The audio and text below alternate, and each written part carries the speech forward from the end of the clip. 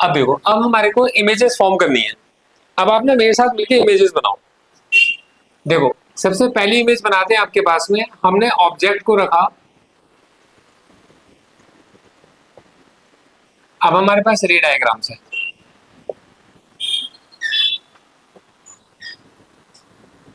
Of concave mirror, मैं जो बहुत आसान तरीके से सिखाऊंगा। ऑब्जेक्ट आपने बियॉन्ड सी रख दिया। देखो जी, ये आपके पास मिरर है, ये आपके पास सेंटर है इसका मिरर का पी,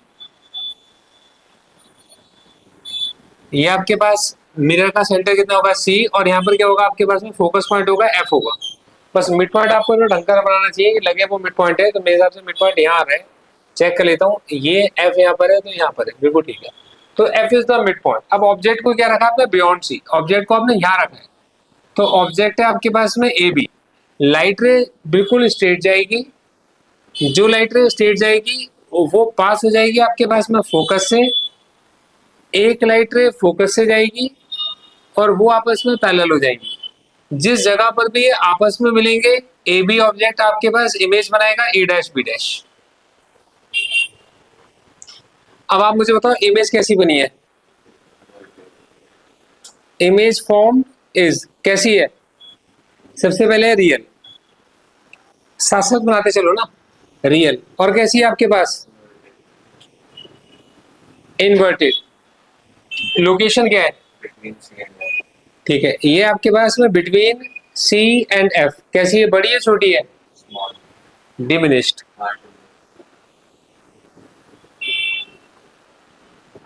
हमारा यू कैसा है, नेगेटिव। वी कैसा है, नेगेटिव। फोकल लेंथ एफ कैसी है, नेगेटिव। एच वन कैसा है, पॉजिटिव। एच टू कैसा है, नेगेटिव।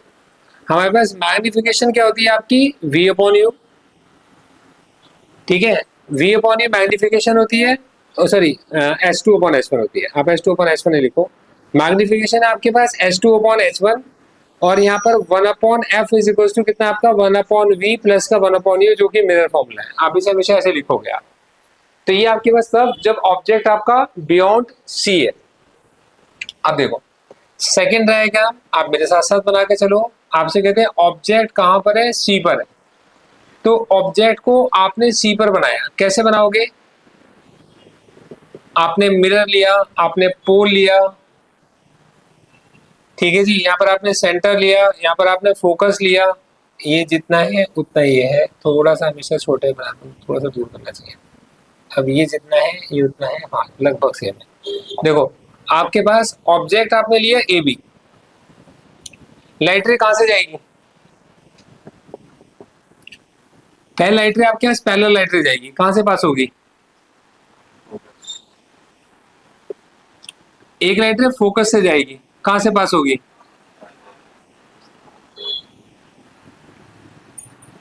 बिल्कुल नहीं, इस तरीके से पैरेलल हो। जब ये पैरेलल जाएगी तो कुछ इस तरीके से होगी कि सी के जस्ट नीचे आपके पास में सी बनेगा, इमेज बनेगी। ए डैश बी डैश हमेशा सेंटर के नीचे बनेगा, क्योंकि ये बिल्कुल सेंटर जितना यहां से उतना यहां से होगा। जो लाइट रे फोकस से जाएगी पैरेलल होने के बाद कट करेगी इस लाइन को और एग्जैक्ट इसी के नीचे इमेज बना देगी। तो हमारे पास में क्या है, इमेज फॉर्म। इमेज कैसी बन रही है, इमेज फॉर्म कैसी है, image form is real, inverted और सेम साइज।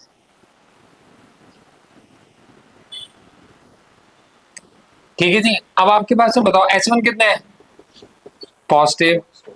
एच टू कैसा है, नेगेटिव। यू कैसा होगा, नेगेटिव, ऑब्जेक्ट डिस्टेंस। वी कैसा होगा, वो भी नेगेटिव। फोकल लेंथ कैसी होगी, वो भी नेगेटिव। मिरर फॉर्मूला क्या होगा, one upon f is equal to one upon v plus में वन अपॉन यू। ये ऑब्जेक्ट एट सी है। आप object between c and f बनाओ। सबके लिए सेम चलेगा, लिखने से रहता है कि याद रहता है, और एग्जाम में लिख के भी आना चाहिए। क्या, हाँ हाँ बिल्कुल बिल्कुल बिल्कुल वही है। देखो अब आप मेरे को ना object between c and f बनाओ। देखो ऑब्जेक्ट को आपने क्या रखा, सी और एफ के बीच में रखा है, ए बी। अब कैसे बनाओगे इसको आप? लाइट जाएगी पैरेलल, पास हो जाएगी फोकस से। अब फोकस से जाती है और पैरेलल हो जाती है। इमेज जो बनेगी आपके पास में बियॉन्ड सी बनती है। तो आपके पास इमेज कैसी बन रही है? Image form this real,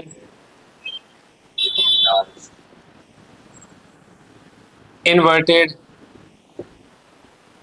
and last. और कैसी है? बियॉन्ड सी बनती है। आपके पास में यू यहाँ भी कैसा होता है? नेगेटिव। वी कैसा होता है? नेगेटिव। फोकल लेंथ कैसी होती है? नेगेटिव। मैग्निफिकेशन होती है आपके पास S2 अपॉन में कितना होगा आपके पास में H1। 1 upon f is equal to कितना होगा? 1 अपॉन वी प्लस में 1 अपॉन यू। H1 आपका पॉजिटिव और H2 कैसा आपके पास में? नेगेटिव। ये आपके पास पोल होगा, ये आपके पास सेंटर है, ये बीच में आपके पास फोकस है और ऑब्जेक्ट को आपने फोकस पर रख दिया ए बी। अब इसे कैसे बनाओगे आप?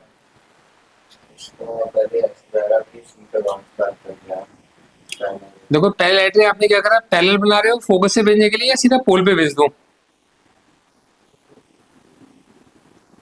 जितने पे इंसिडेंट उतने पे रिफ्लेक्ट। ज्यादा आसान नहीं है? मैं तो सी वाला कह रहा था, सी से पास होता हुआ जाएगा तो हाँ वो भी बनाएंगे, वो भी बनाएंगे, बिल्कुल ठीक है, वो भी लेंगे।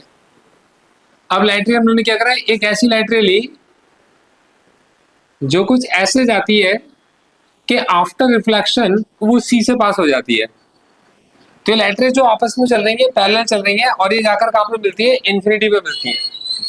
तो जब कभी भी ऑब्जेक्ट होगा फोकस पर, इमेज बनेगी आपके पास इन्फिनिटी पर। तो इमेज कैसी बनेगी? Image form is real, inverted और मैग्नीफाइड। हाँ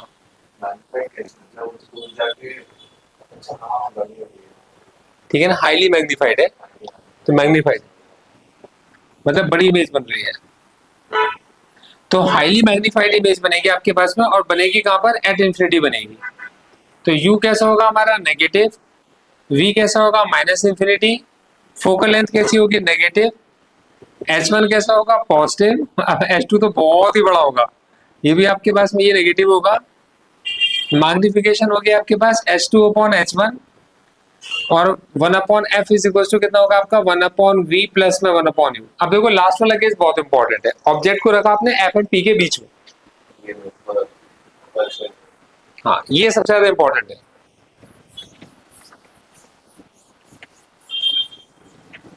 देखो ऑब्जेक्ट है बिटवीन एफ एंड पी। अब देखो अगली क्लास के अंदर मैं आप लोगों को इसके न्यूमेरिकल सिखाऊंगा, मतलब रे ऑप्टिक्स के रिफ्लेक्शन वाले पोर्शन के मैं आपको न्यूमेरिकल सिखाऊंगा और आपका रिफ्लेक्शन स्टार्ट हो जाएगा। अभी टाइम बताओ, टाइम क्या हो रहा है?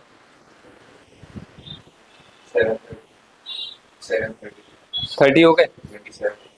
चलो ठीक है, फिर ये टॉपिक हो जाएगा। देखो अब हमने क्या देखा, object between F and P रख दिया। तो बच्चों नेक्स्ट क्लास में हम इसके क्वेश्चंस करेंगे कि किस तरीके के क्वेश्चन हमसे बोर्ड में पूछे गए, किस तरीके के क्वेश्चन हमसे एग्जाम्स के अंदर पूछे जाते हैं। मैं आपको अगली क्लास के अंदर इसके न्यूमेरिकल सिखाऊंगा, बहुत मस्त मस्त क्वेश्चंस कराऊंगा।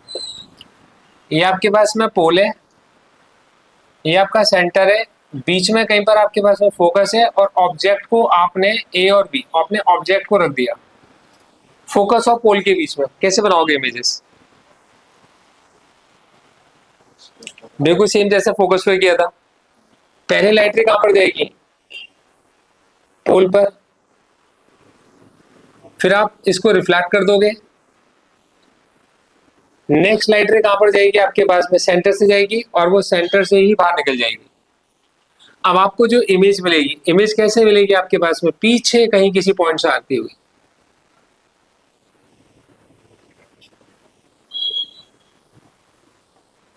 तो अब जो आपको इमेज मिलेगी वो पीछे इमेज मिलेगी, क्योंकि आगे तो ये आपके पास में डाइवर्ज हो रही है, मिलेंगी ही नहीं। तो आपको जो इमेज मिलेगी ए डैश बी डैश, इंपॉर्टेंट है। अब मुझे बताओ, ये जो ए डैश बी डैश इमेज मिली है, ये आपके पास में हाइट है h1, ये आपके पास में हाइट है h2।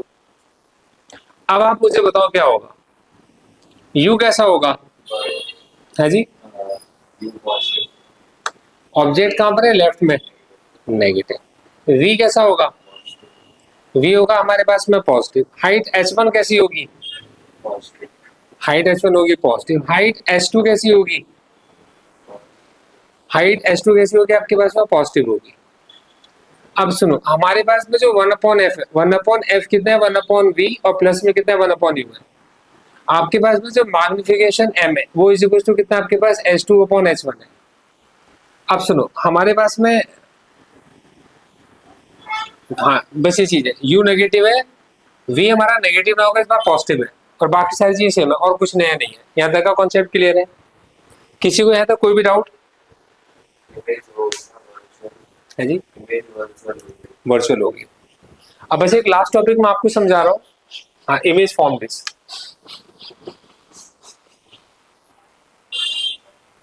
इमेज फॉर्म दिस कैसी होगी आपके पास में? वर्चुअल। कैसी है आपके पास में? इरेक्ट। साइज कैसा आपके पास में? एनलार्ज्ड, मतलब बड़ी, है ना।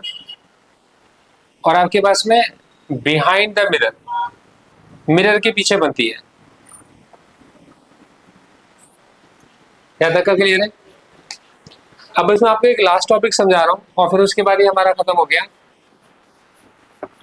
रिफ्लेक्शन खत्म हो जाएगा हमारा। नेक्स्ट क्लास में हम लोग रिफ्रैक्शन लेके चलेंगे। मतलब ये देखो, ये टॉपिक इतने मुश्किल इसलिए नहीं लग रहा आपको, क्योंकि आपने ऑलरेडी 10th में पढ़े हुए हैं। वही चीज है, बस इनके ऊपर जो क्वेश्चंस आते हैं वो थोड़े डिफिकल्ट आते हैं। तो वो क्वेश्चंस हम होगा समझना, री डायग्राम बनाना, वो सब मैं आपसे अगली क्लास में डिस्कस करूंगा। देखो बच्चों, हमारे पास अगला जो मिरर है वो है हमारे पास कॉन्वेक्स मिरर। अब देखो कॉन्वेक्स मिरर कैसा होगा। कॉन्वेक्स मिरर कुछ इस तरीके का मिरर है।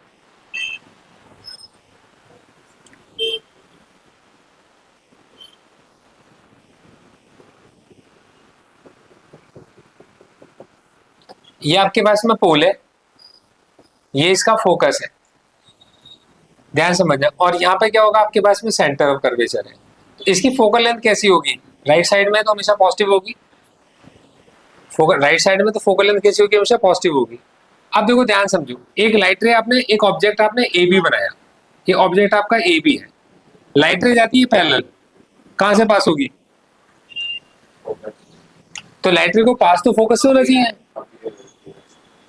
तो आपको ऐसा लगेगा कि फोकस से आ रही है, रिफ्लेक्ट हो जाएगी। लाइट रे जा रही है कहां पर आपके पास में? पोल पर। क्या होना चाहिए? Pole. जितने एंगल पे इंसिडेंट होगी उतने पर आपके पास रिफ्लेक्ट हो जाएगी। ये रिफ्लेक्ट हो जाएगी, मतलब क्या होगा आपके पास में? इस तरीके की इमेज बन गई। ए बी ऑब्जेक्ट है, ए डैश बी डैश की आपके पास इमेज है। तो ए बी ऑब्जेक्ट की इमेज की आपके पास ए डैश बी डैश है। अब इमेज कैसी बन रही है? Image form this. कैसी बनेगी? Means वर्चुअल,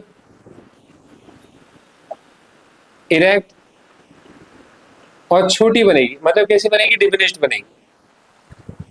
हमारा u कैसा होगा? नेगेटिव। v कैसा होगा? पॉजिटिव। हमारे पास में फोकल लेंथ कैसी होगी? पॉजिटिव। हमारा mirror formula 1/f is equal to 1/v plus 1/u। h1 कैसा होगा? पॉजिटिव, और h2 भी कैसा होगा आपका? पॉजिटिव।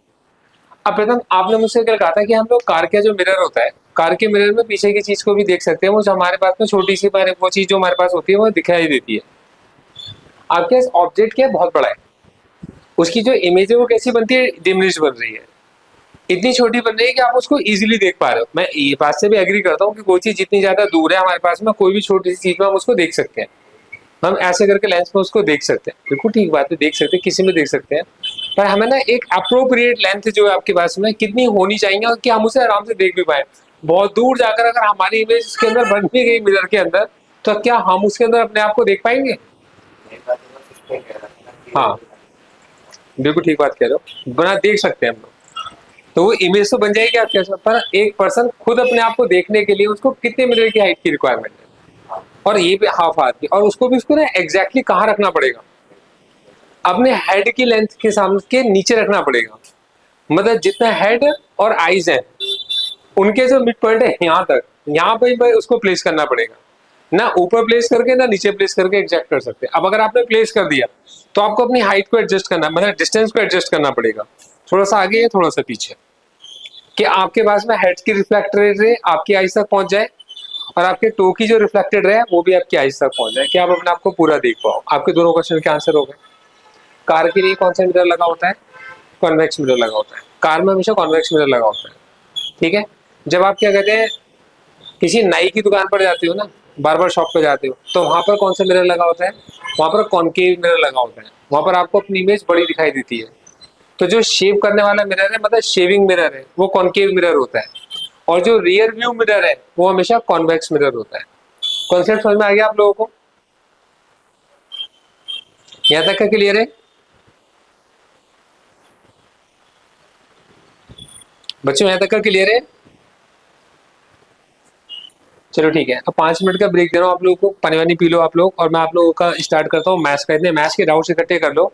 आप मैथ्स के डाउट आप मेरे को ना व्हाट्सएप कर दो। 5 मिनट के अंदर जो भी आपके डाउट्स हैं आप मेरे को व्हाट्सएप करो, मैं आपके डाउट्स देने शुरू करता हूँ डिफरेंशियल के, और फिर मैं आपको वेक्टर का आगे का पोर्शन। देखो बच्चों, आज हमारी आपकी डिफरेंशियल इक्वेशन की एक सेकंड डाउट क्लास है, जिसके अंदर हम आपके सभी डिफरेंशियल इक्वेशन के डाउट्स कवर करेंगे। कल आप सभी के पेरेंट्स मेरे को अपनी कॉपी, आपकी कॉपी सबमिट कर देंगे मेरे पास आकर।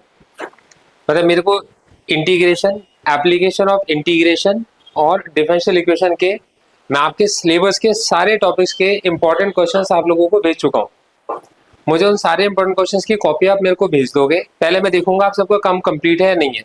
अब उनके सही सॉल्यूशन क्या है, मतलब जिसके अंदर कुछ लोगों का ये डाउट होगा कि हम उनके फाइनल आंसर तक नहीं पहुंच पा रहे हैं, तो पहले इसमें कोई दिक्कत वाली बात नहीं है।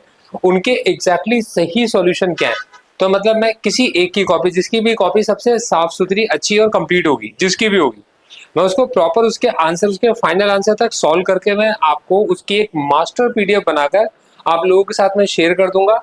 और उसमें से अगर आपको कोई भी चीज समझ में नहीं आएगी, कोई भी चीज अगर आपको समझ में नहीं आएगी, वो मैं आपको एक्सप्लेन भी कर दूंगा। मतलब मैं ये चाहता हूँ कि अब आप जो, मतलब जो अब आपका अगला हफ्ता स्टार्ट होगा, जो एक नया वीक आप लोगों का स्टार्ट होगा, उस नए वीक के अंदर आप बिल्कुल फ्रेश एनर्जी से और इस कॉन्फिडेंस के साथ कि सेकंड बुक के अंदर आपको इंटीग्रेशन पूरा आता है, कोई डाउट नहीं है आपका। एप्लीकेशन ऑफ इंटीग्रेशन आपको पूरा आता है और आपका उसमें कोई भी डाउट नहीं है। और फिर उसके बाद में डिफरेंशियल इक्वेशन आपको कंप्लीट पूरा आता है, आपका कोई डाउट नहीं है। पूरा आने का मतलब है कि हमने आपको सारे कॉन्सेप्ट सिखा दिए, आप सारे कॉन्सेप्ट जान चुके हो, उसके सारे इंपॉर्टेंट क्वेश्चन कर चुके हो जो सिलेबस के अंदर के हैं।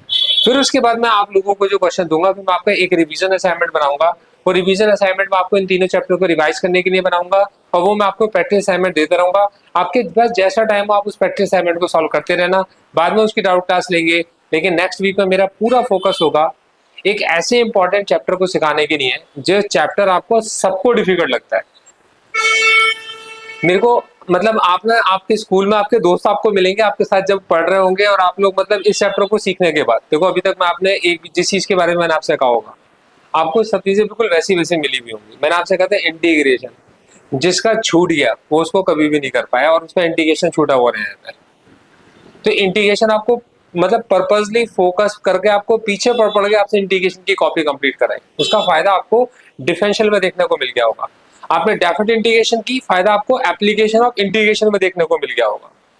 एग्जैक्टली मैं आपसे कह रहा हूँ, इन 3 चैप्टर को खत्म कर दो, आपको ए वाई, मतलब ये चैप्टर खत्म होते ही आपके सिर से इतना बड़ा बोझ उतर जाएगा। जब आप बोर्ड का पेपर सॉल्व कर रहे होगे ना, तो बोर्ड का बड़ा पोर्शन आपको आता होगा। जब मैं आपके साथ मतलब जो तीसरा रिवीजन मेरा स्टार्ट होगा, जिसके अंदर पहले मैं आपको असाइनमेंट दूंगा, फिर मैं आपको बोर्ड के क्वेश्चंस कराऊंगा, तो आपको ना बड़ा पोर्शन, पूरे पूरे पेपर्स कराऊंगा मैं आपको बड़ा पोर्शन उसका आता होगा। तो आपको खुद कॉन्फिडेंस आना शुरू हो जाएगा अंदर से कि हाँ यार मैं कर सकता हूँ, मेरे स्कोर 90 आ सकता है। आपको सपना दिखना शुरू हो जाएगा कि आपका स्कोर 100 आएगा। और ये सच में पॉसिबल है, मतलब ये बिल्कुल भी इम्पॉसिबल नहीं है कि आप इस 90 क्रॉस कर जाओ, ये सच में पॉसिबल है, बस जिसने सिलेबस को पहले खत्म कर दिया और जिसने खुद कराओ। बराबर। अभी मैं आप लोगों के साथ में डिफरेंशियल इक्वेशन लेके चल रहा हूँ, और डिफरेंशियल इक्वेशन के अंदर सबसे पहले देखो मैं स्टार्टिंग से आपको लेके चलता हूँ। देखो बच्चों, एक चीज मैं आपको समझाता हूँ, मतलब ये थोड़ा सा थ्योरी का टॉपिक है, तो ये हमें थ्योरी के टॉपिक भी कई बार आते हैं, वर्माकर क्वेश्चन आएगा तो आपको पता होना चाहिए। देखो हमसे पूछते हैं कि किसी भी डिफरेंशियल इक्वेशन का क्या ऑर्डर है और उसकी क्या डिग्री है। इसी चीज को ना थोड़ा सा एग्जाम्पल से आपको समझाया गया है। देखो आपसे कहते हैं कि dy अपॉन में dx हो सकता है आपके पास e की पावर x हो। सुनिएगा, हमसे कहते हैं d2y अपॉन में dx2 प्लस में y इज इक्वल टू कितना हो, 0 हो। आपके पास d3y अपॉन में dx3 प्लस में एक्स स्क्वायर के साथ d2y अपॉन dx2 की पावर 3 हो, इज इक्वल टू कितना आपके पास में 0 है। और फिर आपसे कहते हैं d3y अपॉन में dx3 प्लस का 2 टाइम्स d2y अपॉन dx2 का होल स्क्वायर है, माइनस में dy अपॉन में dx है, प्लस का y इज इक्वल टू में कितना आपके पास में 0 है। देखो आपसे कहते हैं कि dy अपॉन में dx है उसका होल स्क्वायर है, प्लस में आपके पास में dy अपॉन में dx है, माइनस में कितना आपके पास साइन स्क्वायर y है, इज इक्वल टू कितना आपके पास में 0 है। और आपसे कहते हैं कि dy अपॉन में dx हो और प्लस में साइन के साथ में dy बाई dx हो, इज इक्वल टू कितना आपके पास में 0 है। तो देखो आपसे पूछते हैं कि इसकी डिग्री बताओ और इसका ऑर्डर बताओ। तो देखो मैं आपको ना एक अपना तरीका समझाता हूँ, इसको समझने का ना मैं आपको, ये बहुत सारा कॉम्प्लिकेटेड चीज होती है इसके अंदर, मैं आपको अपने समझने का तरीका समझाता हूँ। मैंने आप लोगों को एक एक्सरसाइज सिखाई थी जिसके अंदर मैंने आपसे कहा था कि जितने आपके पास में आर्बिट्रेरी कांस्टेंट होते हैं आप उतनी बार डिफरेंशिएट कर सकते हो, आप उतनी बार डिफरेंशिएट कर सकते हो, मतलब उतने ही डिफरेंशियल कोएफिशिएंट आप उसके अंदर लेकर आते हो और आप उसे जब सॉल्व करते हो तो एक डिफरेंशियल इक्वेशन आपकी फॉर्म हो जाती है। ये सिखाया था आप लोगों को। मतलब अगर आपके पास x square upon a square है और y square upon b square is equal to 1 है, तो इसमें आर्बिट्रेरी कांस्टेंट कितना है, ए है और क्या आपके पास में बी है, तो आप इसको मैक्सिमम कितनी बार डिफरेंशिएट कर सकते हो, 2 बार डिफरेंशिएट कर सकते हो। मतलब आपने एक बार डिफरेंशिएट करोगे तो dy बाई dx आएगा और दूसरी बार डिफरेंशिएट करोगे तो क्या आएगा आपका d2y बाई dx2 आएगा। यही सीखा था हम लोगों ने। अब आप मुझे बताओ dy अपॉन dx का मतलब है कितनी बार डिफरेंशिएट किया आपने, कितनी बार डिफरेंशिएट किया, एक बार। तो मैंने आपको डिफरेंशिएट करने का ऑर्डर कितनी बार दिया, एक बार ऑर्डर दिया, तो इसका ऑर्डर क्या हुआ, 1 हुआ। अगर इसकी पावर 3 होता, अगर dy बाई dx की पावर 3 होती तब भी ऑर्डर कितना होता, 1, क्योंकि डिफरेंशिएट तो एक ही बार करा ना, तो डिफरेंशिएट करने का आपको जो ऑर्डर मिला वो एक ही बार मिला। तो dy बाई dx आपका क्या बता रहा है आपके पास कि उसका ऑर्डर क्या आपके पास है, 1 है, लेकिन उसकी खुद की पावर कितनी है, 3 है, तो उसकी डिग्री क्या हो गई, 3 हो गई। मतलब उस